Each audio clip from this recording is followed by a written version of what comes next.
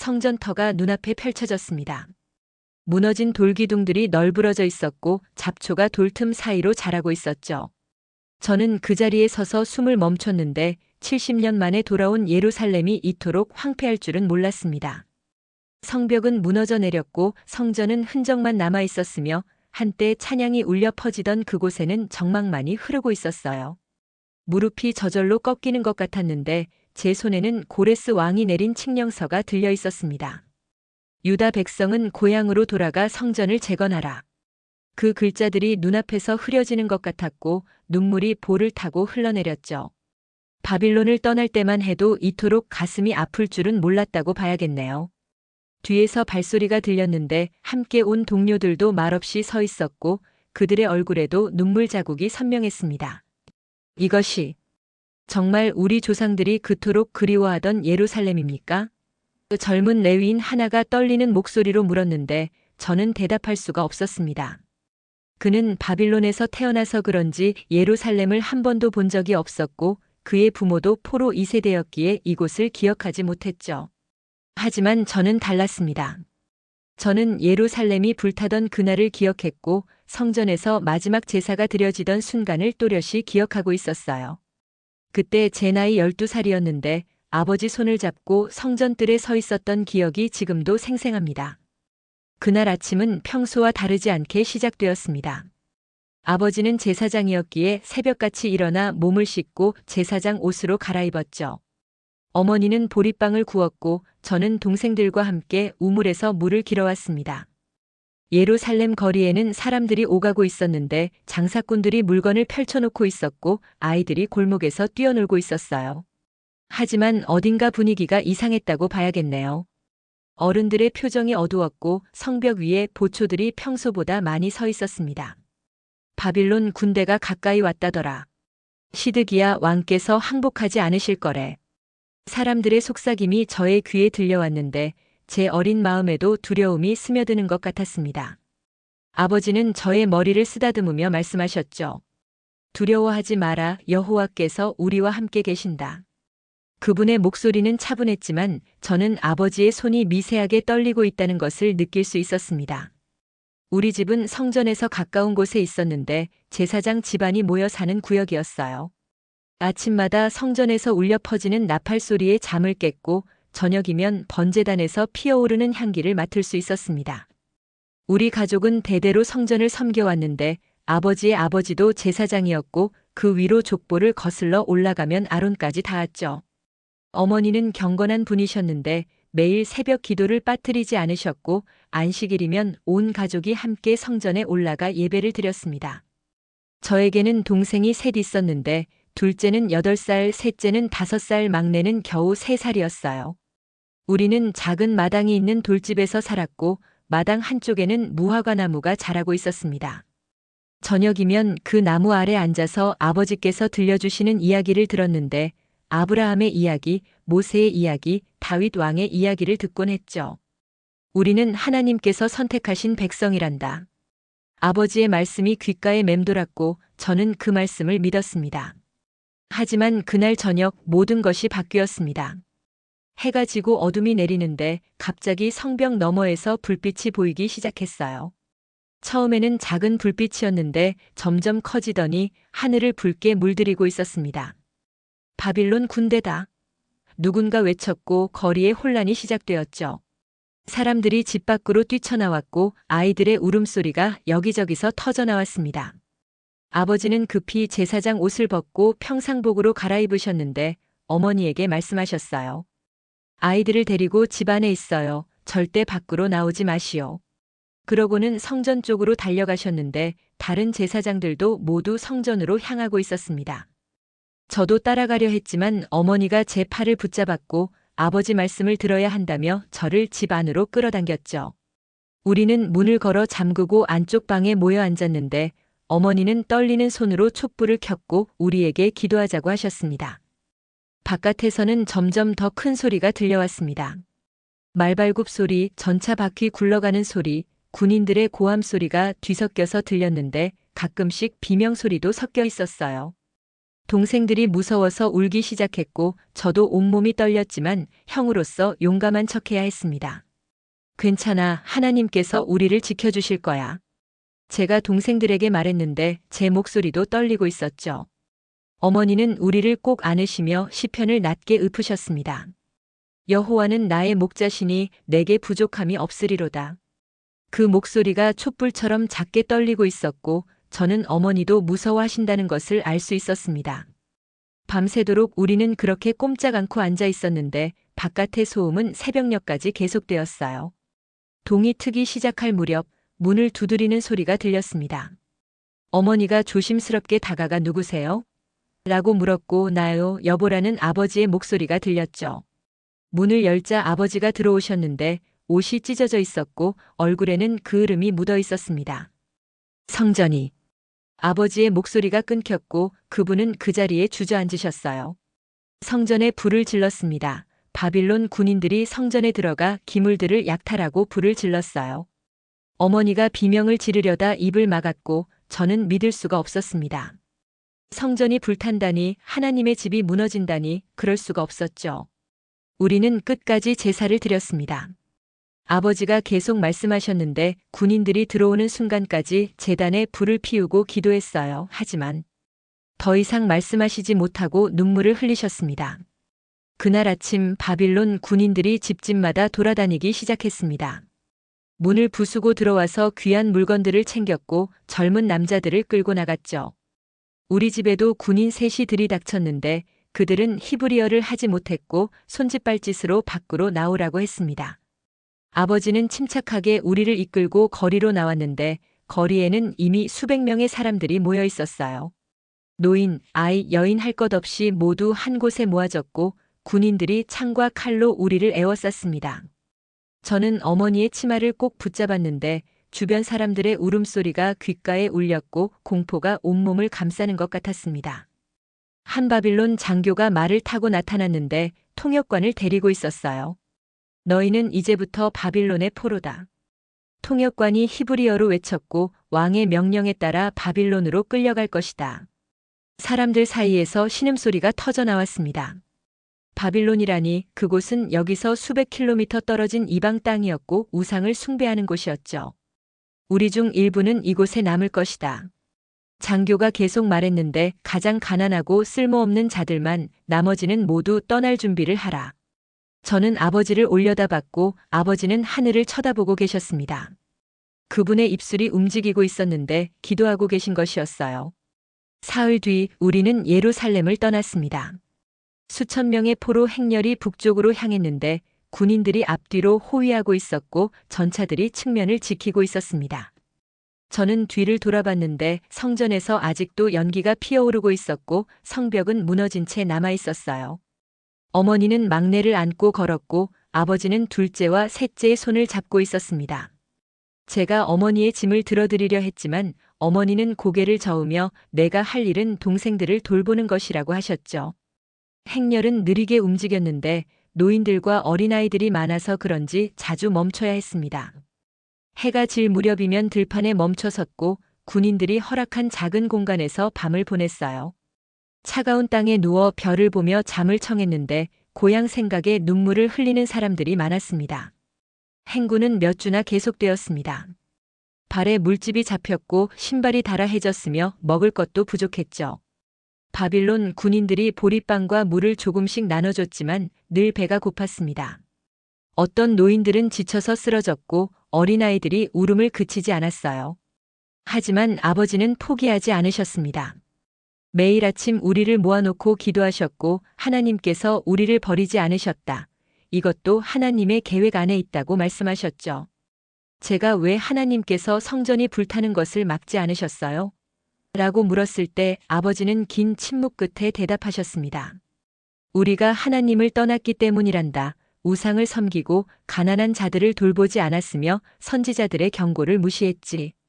그분의 목소리에 깊은 회개가 담겨 있었고 저는 그 무게를 느낄 수 있었습니다.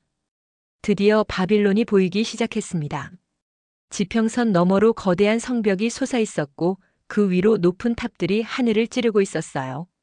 예루살렘과는 비교도 안 될 만큼 컸는데 성문은 청동으로 만들어져 있었고 성벽에는 형형색색의 타일이 붙어 있었습니다. 우리가 성문을 통과할 때 바빌론 사람들이 구경하러 나와 있었는데 그들은 우리를 신기한 듯 쳐다봤고 어떤 이들은 비웃기도 했습니다. 저것들이 유다 포로들이구나. 하나님이 있다면서 왜 적골이 됐을까? 그들의 조롱 섞인 목소리가 들렸고 저는 고개를 숙였습니다. 우리는 성 외곽의 한 구역으로 인도되었는데 그곳에는 이미 다른 나라에서 온 포로들이 살고 있었어요. 낡은 흙벽돌 집들이 다닥다닥 붙어 있었고 좁은 골목에서는 악취가 났습니다. 군인들이 우리 가족에게 작은 방 하나를 배정해 줬습니다. 창문도 제대로 없는 어두운 방이었는데 5식구가 들어가니 비좁았어요. 하지만 적어도 비를 피할 수 있는 지붕이 있었고 그것만으로도 감사해야 했습니다. 아버지는 방 한쪽 구석을 깨끗이 쓸고 그곳을 기도 장소로 정하셨는데 예루살렘을 향해 기도하자며 동쪽을 가리키셨죠. 우리는 그날 밤 처음으로 바빌론 땅에서 잠을 잤는데 낯선 곳에서 들리는 낯선 소리들 때문에 잠을 이루기 어려웠습니다.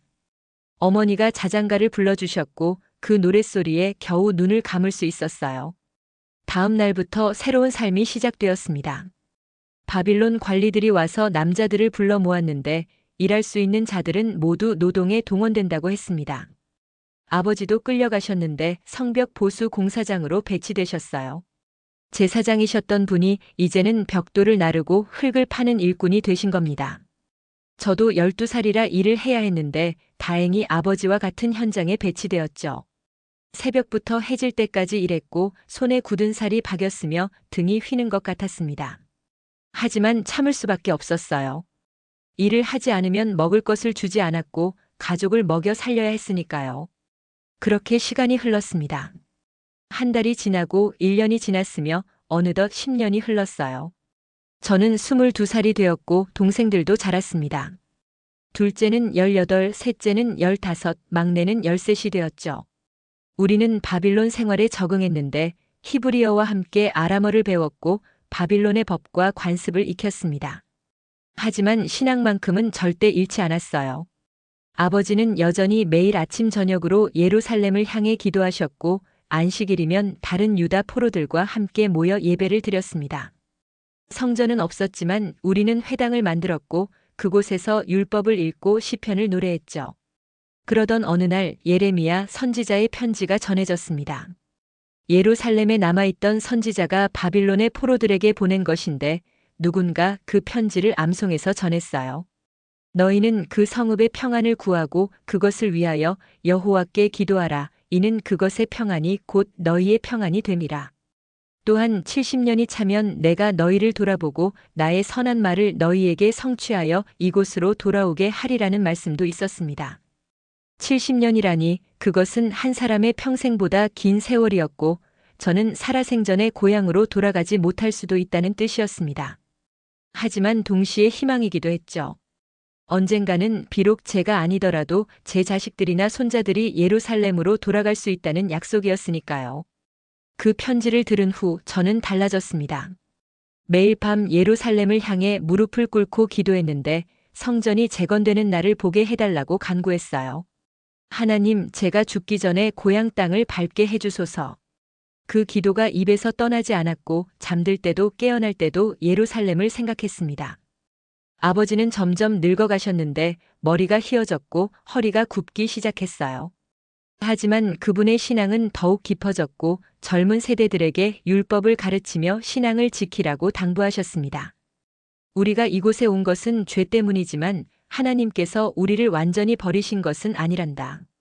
아버지의 말씀이 귓가에 맴돌았고 저는 그 말씀을 붙잡았습니다. 세월이 더 흘러 저도 결혼을 했습니다. 같은 포로 출신인 유다 여인과 혼인했는데 그녀의 이름은 한나였어요. 그녀도 어렸을 때 바빌론으로 끌려왔고 부모님이 모두 돌아가셔서 혼자 살고 있었습니다. 우리는 작은 혼례를 올렸는데 회당에서 장로들의 축복을 받았고 몇몇 친구들이 함께 기뻐해줬죠. 화려하지는 않았지만 행복했고 새로운 가정을 꾸린다는 것이 얼마나 큰 축복인지 깨달았습니다. 1년 후 첫 아들이 태어났는데 이름을 스룹바벨이라 지었어요. 바빌론에서 난 자라는 뜻이었는데 동시에 바빌론을 떠날 자라는 소망도 담았습니다. 아이를 품에 안았을 때 가슴이 벅차올랐고 이 아이만큼은 고향 땅을 밟게 해주고 싶다는 마음이 간절했어요. 아버지는 손자를 보고 무척 기뻐하셨습니다. 떨리는 손으로 아이를 안으시며 축복 기도를 하셨는데 이 아이가 예루살렘에서 자라게 하소서라는 말씀에 목이 메이셨죠. 그로부터 몇 년 후 아버지는 병상에 누우셨고 저희 가족이 모두 모였습니다. 내가 고향을 보지 못하고 죽는구나. 아버지가 말씀하셨는데 눈물이 볼을 타고 흘렀어요. 하지만 너희 세대는 아니면 손자 세대는 반드시 돌아갈 것이다. 선지자의 말씀을 믿어라. 그것이 아버지의 마지막 당부였고 사흘 후 아버지는 숨을 거두셨습니다. 우리는 바빌론 땅에 아버지를 묻었는데 무덤 위에 작은 돌을 세우고 예루살렘을 사랑한 제사장이라고 새겼어요. 흙을 덮으면서 저는 맹세했습니다. 아버지의 유언을 반드시 이루겠다고, 언젠가는 돌아가겠다고 말이죠. 그 후로도 세월은 흘러갔습니다. 20년, 30년, 40년이 지났고 저도 중년이 되었어요. 스룹바벨은 장성하여 훌륭한 청년이 되었고 둘째 아들과 딸도 태어났습니다. 바빌론에서의 삶은 어느 정도 안정되었는데 포로 신분이지만 장사를 할 수 있었고 재산을 모을 수도 있었어요. 어떤 유다인들은 바빌론 생활에 완전히 적응해서 고향을 잊고 사는 것처럼 보였고 아람어만 쓰고 히브리어를 잊어버리는 사람들도 있었습니다. 하지만 저희 가족은 달랐어요. 매일 아침 자녀들을 모아놓고 율법을 가르쳤고 예루살렘의 역사를 이야기해줬으며 성전의 영광스러웠던 시절을 들려줬습니다. 언젠가 우리는 돌아갈 것이다. 제가 아이들에게 말했고 그들은 고개를 끄덕였죠. 비록 한 번도 가본 적 없는 땅이었지만 그곳이 우리의 진짜 고향이라는 것을 알고 있었습니다. 60년째 되던 해 바빌론에 큰 변화가 일어났습니다. 페르시아의 고레스 왕이 바빌론을 정복한 것인데 거대했던 바빌론 제국이 하룻밤 사이에 무너졌어요. 성벽은 뚫렸고 왕궁은 점령당했으며 바빌론의 왕은 도망쳤습니다. 거리에는 페르시아 군인들이 들어왔지만 놀랍게도 그들은 바빌론 사람들을 해치지 않았어요. 오히려 질서를 유지하며 평화롭게 도시를 접수했고 고레스 왕은 관대한 정책을 펼쳤습니다. 소문이 유다인 구역에 퍼졌는데 페르시아 왕이 포로들을 풀어준다더라, 각자 고향으로 돌아갈 수 있게 해준다더라는 이야기가 들렸죠. 저는 처음에 믿을 수 없었습니다. 너무 좋은 이야기라 오히려 의심스러웠는데 하지만 곧 공식 발표가 있었어요. 고레스 왕의 칙령이 선포되었습니다. 광장에 사람들이 모였고 왕실 서기관이 두루마리를 펼쳐 읽기 시작했는데 페르시아 왕 고레스가 이같이 말하노라로 시작되었어요. 하늘의 하나님 여호와께서 세상 만국을 내게 주셨고 나에게 명령하사 유다 예루살렘의 성전을 건축하라 하셨나니 이스라엘의 하나님은 참 하나님이시라.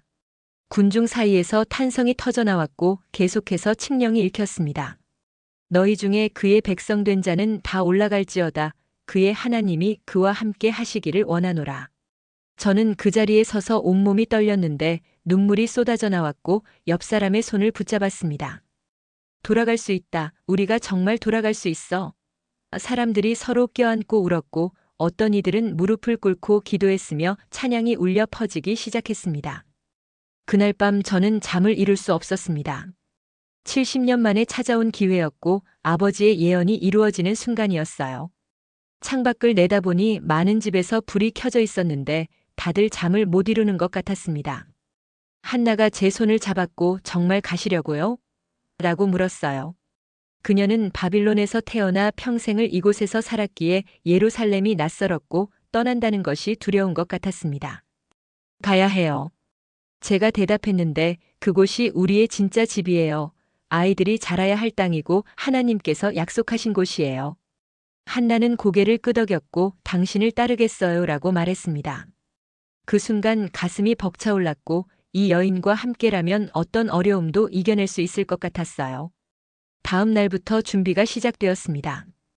유다 지파와 베냐민 지파 사람들, 제사장들과 레위인들이 모여들었는데 모두 예루살렘으로 돌아가기로 결심한 이들이었어요. 하지만 모든 유다인이 떠나는 것은 아니었습니다. 70년 동안 바빌론에 뿌리를 내린 사람들이 많았고 사업이 잘 되고 있거나 나이가 너무 많아 긴 여행을 감당할 수 없는 이들도 있었죠. 예루살렘이 폐허라던데 거기 가서 뭘 하고 살 거야? 어떤 이들이 물었고 여기서 안정된 삶을 버리고 왜 위험을 감수하느냐고 만류하기도 했습니다. 하지만 저는 흔들리지 않았어요. 물질적 안정보다 더 중요한 것이 있었고 그것은 바로 하나님의 약속을 붙잡고 사는 것이었습니다. 고레스 왕은 놀랍게도 성전 기물들을 돌려주었습니다. 느부갓네살이 예루살렘 성전에서 약탈해간 금그릇과 은그릇들, 제사에 쓰던 기구들을 창고에서 꺼내왔는데 목록을 작성했더니 금 접시가 30개, 은 접시가 1000개, 그 외 기물들이 5400개나 되었어요. 그것들을 보는 순간 눈물이 났습니다. 70년 만에 성전 기물들이 고향으로 돌아가는 것이고 다시 하나님께 예배드릴 수 있게 된 것이었죠. 왕은 또한 여행 경비를 지원해줬고 바빌론에 남는 유다인들도 재정적으로 도와줬습니다. 금과 은과 재물과 짐승을 들여 도우라는 왕의 명령이 있었고 사람들이 자발적으로 헌금을 모았어요. 출발 준비를 하며 저는 아버지 무덤을 찾아갔습니다. 무릎을 꿇고 돌에 손을 얹었는데 아버지, 저 이제 예루살렘으로 갑니다라고 말했어요. 아버지께서 보지 못하신 그곳을 제가 대신 가겠습니다. 그리고 성전을 다시 세우겠습니다. 바람이 불어왔고 나뭇잎들이 바스락거렸습니다. 아버지께서 듣고 계신 것 같았고 축복해 주시는 것 같았어요. 잘 가거라 아들아. 바람 소리가 그렇게 속삭이는 것 같았고 저는 일어서서 무덤을 떠났습니다. 드디어 출발하는 날이 왔습니다. 42,000명이 넘는 유다인들이 모였는데 남자와 여자, 노인과 아이들이 함께했어요. 제사장이 100여 명, 레위인이 수십 명이었고 성전에서 섬길 사람들도 포함되어 있었습니다. 우리는 각자 짐을 꾸렸는데 옷가지와 식량, 텐트와 조리 도구들을 챙겼고 가축들도 함께 끌고 갔습니다. 스룹바벨이 우리 일행의 지도자 중 한 명으로 선출되었는데 그는 다윗 왕의 후손이었고 사람들이 존경했어요. 대제사장 예수아도 함께했는데 그는 아론의 후손으로 성전 재건을 위해 꼭 필요한 인물이었습니다. 새벽에 출발했습니다. 동쪽을 향해 걸음을 떼었는데 바빌론 성문을 나서는 순간 뒤를 돌아봤어요. 70년을 살았던 도시가 점점 멀어졌고 저 안에 남겨진 것들이 떠올랐습니다. 아버지의 무덤, 자녀들이 뛰놀던 골목, 회당에서 드린 수많은 예배, 친구들과 나눈 대화들이 주마등처럼 스쳐 지나갔죠. 하지만 저는 고개를 돌려 앞을 바라봤습니다. 예루살렘이 저 앞에 있었고 비록 수백 킬로미터나 떨어져 있었지만 마음은 벌써 그곳에 가 있었어요. 아빠, 예루살렘이 정말 아름다워요? 막내딸이 물었고 그럼 세상에서 가장 아름다운 도시란다라고 대답했습니다. 여행은 험난했습니다. 사막을 지나고 산을 넘어야 했는데 길은 험했고 날씨는 변덕스러웠어요. 낮에는 뜨거운 햇빛이 내리쬐었고 밤에는 추위에 떨어야 했습니다. 노인들과 어린아이들이 가장 힘들어했는데 어떤 노인은 병들어 쓰러지기도 했고 아이들은 지쳐서 울음을 터뜨렸어요. 하지만 우리는 서로 도왔습니다. 젊은이들이 노인의 짐을 대신 들어줬고 여인들이 아픈 사람을 간호했으며 모두가 한 마음으로 앞으로 나아갔죠. 매일 저녁 야영지에 모여 예배를 드렸는데 피곤했지만 찬양을 불렀고 시편을 낭송했습니다. 내가 산을 향하여 눈을 들리라. 나의 도움이 어디서 올까? 나의 도움은 천지를 지으신 여호와에게서로다. 그 말씀이 힘이 되었고 다음 날 다시 걸을 수 있는 용기를 주었어요. 몇 달이 걸린 끝에 드디어 유다 땅이 보이기 시작했습니다. 익숙한 언덕들, 올리브나무가 자라는 산들, 그리고 저 멀리 예루살렘의 윤곽이 어렴풋이 보였어요. 사람들이 환호성을 질렀고 예루살렘이다. 고향이다. 라는 외침이 터져나왔습니다. 저도 달려가고 싶었지만 발이 떨려서 제대로 걷기조차 힘들었어요. 한나가 제 팔을 잡아줬고 스룹바벨이 제 등을 토닥였습니다. 거의 다 왔어요, 아버지. 아들의 목소리도 떨리고 있었고 그의 눈에도 눈물이 고여 있었습니다. 그리고 마침내 예루살렘 성벽 앞에 섰습니다. 70년 전 제가 마지막으로 본 그곳, 불타고 무너졌던 그곳에 다시 돌아온 것이었어요. 무릎이 저절로 꺾였고 땅에 엎드려 흙을 움켜쥐었습니다. 이 흙이, 이 돌이, 이 땅이 고향이었고 하나님께서 약속하신 땅이었죠. 감사합니다, 하나님. 목소리가 나오지 않았지만 마음속으로 외쳤어요. 살아생전에 이곳을 다시 보게 하시니 감사합니다. 주변 사람들도 모두 울고 있었는데 기쁨의 눈물, 감사의 눈물, 회개의 눈물이 뒤섞여 있었습니다. 하지만 기쁨도 잠시 현실이 우리를 맞이했습니다. 예루살렘은 폐허였고 성벽은 무너진 채 방치되어 있었으며 성전터에는 잡초만 무성했어요. 70년 동안 아무도 돌보지 않았기에 모든 것이 황폐해졌고 사람이 살만한 집도 거의 없었습니다. 우리가 여기서 어떻게 살지? 누군가 중얼거렸고 불안한 기색이 사람들 사이에 퍼졌어요.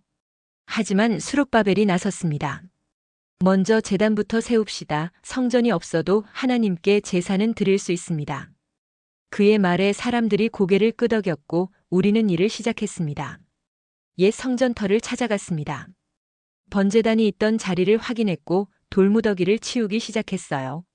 남자들이 무거운 돌을 옮겼고 여자들이 잡초를 뽑았으며 아이들이 작은 돌을 날랐습니다. 온 가족이 함께 일했는데 땀이 비오듯 쏟아졌지만 아무도 불평하지 않았어요. 사흘 만에 제단 자리가 정리되었고 새로운 돌로 제단을 쌓기 시작했습니다. 예수와 대제사장이 직접 설계를 지휘했는데 율법에 기록된 대로 만들어야 한다며 하나하나 점검했어요. 일주일 후 제단이 완성되었습니다. 높이가 사람 키의 2배쯤 되었고 네모나게 쌓아 올렸으며 위에는 번제를 드릴 수 있는 판을 만들었습니다. 7월 초하루 우리는 첫 번제를 드렸습니다. 새벽부터 사람들이 모여들었는데 모두 깨끗한 옷으로 갈아입고 몸을 정결하게 했어요. 예수와 대제사장이 흰 제사장 옷을 입고 제단 앞에 섰고 레위인들이 악기를 준비했습니다. 어린 양을 제물로 준비했는데 흠없고 건강한 것으로 골랐어요. 대제사장이 양을 잡았고 피를 제단에 뿌렸습니다. 그리고 양을 제단 위에 올려놓았는데 불이 타오르기 시작했어요. 연기가 하늘로 올라갔고 레위인들이 찬양을 시작했습니다.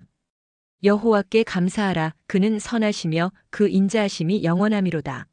목소리가 폐허가 된 예루살렘에 울려 퍼졌고 사람들도 함께 노래했습니다. 저도 눈물을 흘리며 찬양했습니다. 70년 만에 다시 드리는 제사였고 성전은 없었지만 하나님께서 받아주실 것이라 믿었어요.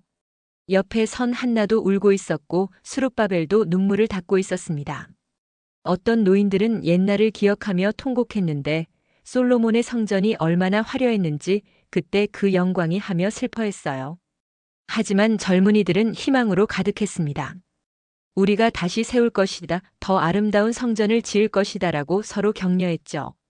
제사는 아침 내내 계속되었고 마지막에 대제사장이 백성을 축복했습니다. 여호와는 내게 복을 주시고 너를 지키시기를 원하며 여호와는 그의 얼굴을 내게 비추사 은혜 베푸시기를 원하며 여호와는 그 얼굴을 내게로 향하여 드사 평강 주시기를 원하노라. 아멘 소리가 터져나왔고 사람들은 서로 껴안으며 기뻐했습니다. 그 후 우리는 임시 거처를 마련했습니다. 무너진 집들을 수리하기 시작했고 텐트를 치고 지냈어요. 먹을 것도 부족했는데 다행히 주변 마을에서 곡식을 구할 수 있었고 일부는 바빌론에서 가져온 제물로 식량을 샀습니다. 생활이 어려웠지만 희망이 있었어요. 매일 아침 저녁으로 제단에서 제사를 드렸고 안식일이면 율법을 낭독하며 예배를 드렸습니다. 초막절이 되자 우리는 율법대로 초막을 짓고 7일 동안 그 안에서 지냈는데 조상들이 광야에서 생활하던 것을 기념하는 절기였어요. 우리도 지금 광야 같은 곳에 있지만 하나님께서 약속의 땅으로 인도하실 것이다. 스룹바벨의 말에 사람들이 아멘으로 화답했습니다. 이듬해 2월 드디어 성전 재건 공사가 시작되었습니다. 고레스 왕이 허락한 자금으로 레바논에서 백향목을 수입했고 석공과 목수들을 고용했어요. 예루살렘 주변에서 돌을 채취했고 바빌론에서 온 기술자들도 함께 일했습니다. 성전터를 정리하는 작업부터 시작했는데 70년 동안 쌓인 잔해를 치우는 것만 몇 달이 걸렸어요. 저도 매일 현장에 나갔습니다.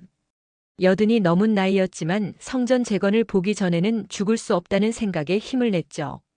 돌을 나르고 흙을 파는 일을 했는데 젊은이들만큼은 못했지만 최선을 다했습니다. 드디어 성전 기초를 놓는 날이 왔습니다. 모든 백성이 모였고 제사장들은 예복을 입고 나팔을 들었으며 레위인들은 재금을 가지고 섰어요. 스룹바벨이 첫 번째 주춧돌을 놓았고 대제사장이 그 위에 기름을 부었습니다. 성전의 기초가 놓였도다. 선포 소리가 울려 퍼졌고 나팔 소리가 터져 나왔어요. 레위인들이 찬양을 시작했습니다. 여호와께 감사하라. 그는 선하시며 그 인자하심이 영원하미로다. 백성들도 큰 소리로 화답했는데 할렐루야, 할렐루야를 외쳤습니다. 하지만 그 순간 이상한 광경이 벌어졌습니다. 어떤 사람들은 기뻐하며 환호했지만 어떤 노인들은 통곡하기 시작했어요. 옛 성전을 본 적이 있는 노인들이었는데 그들은 새 성전이 옛 성전만 못하다며 슬퍼했습니다. 솔로몬의 성전은 이보다 10배는 웅장했다. 금과 은으로 화려하게 장식되어 있었는데 하며 눈물을 흘렸어요. 기쁨의 소리와 울음소리가 뒤섞였고 멀리서 들으면 무슨 소리인지 구별할 수 없을 정도였습니다. 저는 그 모습을 보며 복잡한 심정이 들었어요. 과거의 영광을 그리워하는 마음도 이해가 갔지만 지금 이 순간 성전이 다시 세워지고 있다는 것 자체가 기적이었으니까요. 공사는 계속되었지만 어려움도 많았습니다. 주변 민족들이 방해하기 시작했는데 유다인들이 다시 강해질까봐 두려워했던 것이었어요. 그들이 총독에게 거짓 고발을 했고 유다인들이 반역을 계획하고 있다며 공사 중단 명령을 받아냈습니다. 몇 년 동안 공사가 중단되었고 사람들의 사기가 떨어졌어요. 과연 우리가 성전을 완성할 수 있을까? 의심하는 목소리가 나왔고 어떤 이들은 자기 집 짓는 데만 열중하기 시작했습니다. 그때 선지자들이 나타났습니다. 학개와 스가랴라는 선지자들이 하나님의 말씀을 전했는데 이 성전의 나중 영광이 이전 영광보다 크리라. 너희가 힘을 내라. 내가 너희와 함께 있느니라는 메시지였어요. 그 말씀이 백성들의 마음을 다시 불붙였고 스룹바벨과 예수아가 공사를 재개하기로 결정했습니다. 총독의 명령을 무릅쓰고라도 하나님의 일을 먼저 해야 한다고 판단한 것이었죠. 사람들이 다시 모여들었고 돌을 나르고 나무를 깎는 소리가 예루살렘에 다시 울려 퍼졌습니다. 다행히 페르시아의 새 왕 다리우스가 조사를 명령했고 고레스 왕의 칙령이 발견되었어요. 유다인들에게 성전을 짓도록 허락하라는 원래 명령이 확인되었고 다리우스 왕은 공사를 계속하라고 명령했습니다. 오히려 왕실 재정에서 비용을 지원해 주었고 방해하는 자들을 처벌하겠다고 경고했죠. 이것도 하나님의 역사였습니다. 인간의 계획이 아니라 하나님의 계획대로 모든 것이 진행되고 있었어요. 공사가 빠르게 진행되었습니다. 성전의 벽이 올라갔고 기둥이 세워졌으며 지붕이 얹어졌어요. 내부도 꾸며지기 시작했는데 비록 옛 성전만큼 화려하지는 않았지만 정성을 다해 만들었습니다. 지성소를 만들고 휘장을 달았으며 금 촛대와 분향단을 제자리에 놓았어요. 70년 전 바빌론으로 끌려갔던 성전 기물들이 다시 성전으로 돌아왔고 제자리를 찾았습니다. 드디어 성전 봉헌일이 왔습니다. 예루살렘으로 돌아온 지 21년 만이었고 바빌론 포로로 끌려간 지 90년 만이었어요. 온 백성이 모였는데 예루살렘뿐 아니라 멀리 떨어진 마을에서도 사람들이 찾아왔습니다. 성전 앞들이 사람들로 가득 찼고 모두가 기대에 차서 기다렸어요. 제사장들이 성전 문을 열었고 대제사장이 안으로 들어갔습니다. 번제와 속죄제를 드렸는데 양과 소를 제물로 바쳤고 향을 피웠어요. 연기가 성전 안을 가득 채웠고 하나님의 영광이 그곳에 임하시는 것 같았습니다. 레위인들이 찬양을 시작했습니다. 다윗이 지은 시편을 노래했는데 악기를 연주하며 목소리를 높였어요. 여호와여 주의 장막이 어찌 그리 사랑스러운지요. 만군의 여호와여 내 영혼이 주의 궁정을 사모하여 쇠약함이여. 그 찬양 소리가 예루살렘 전체에 울려 퍼졌고 사람들이 함께 노래했습니다. 저도 목이 터져라 찬양했는데 90년을 살아온 인생에서 가장 행복한 순간이었어요. 바빌론에서 포로로 살던 날들, 고향을 그리워하며 흘렸던 눈물, 돌아오는 긴 여정의 고난, 성전을 짓기 위해 흘린 땀이 모두 보상받는 순간이었습니다. 봉헌 예배가 끝난 후 백성들이 서로 축하했습니다. 하나님께서 우리를 버리지 않으셨다. 약속을 지키셨다. 기쁨의 외침이 터져나왔고 사람들은 춤을 추기 시작했어요. 노인들이 젊은이들 손을 잡고 함께 춤을 췄고 아이들이 뛰어다니며 웃었습니다. 음식을 나눠 먹었는데 빵과 고기, 포도주를 준비해 왔고 모두가 배불리 먹었어요. 이것이 바로 천국의 잔치가 아닐까? 누군가 말했고 모두가 동의했습니다. 그날 저녁 저는 성전뜰에 혼자 남아 있었습니다. 별이 쏟아지는 하늘을 보며 지난 세월을 돌아봤는데 하나님의 신실하심이 새삼 느껴졌어요. 포로로 끌려갔을 때는 절망뿐이었지만 하나님은 계획을 가지고 계셨습니다. 70년이라는 긴 세월 동안 우리를 연단하셨고 우상 숭배를 끊어내셨으며 말씀으로 돌아오게 하셨어요. 그리고 약속대로 우리를 다시 이 땅으로 인도하셨고 성전을 재건하게 하셨습니다. 주님 감사합니다. 무릎을 꿇고 기도했는데 살아생전에 이날을 보게 하시니 감사합니다. 눈물이 흘렀지만 슬픔의 눈물이 아니라 기쁨의 눈물이었습니다. 며칠 후 첫 유월절을 지켰습니다.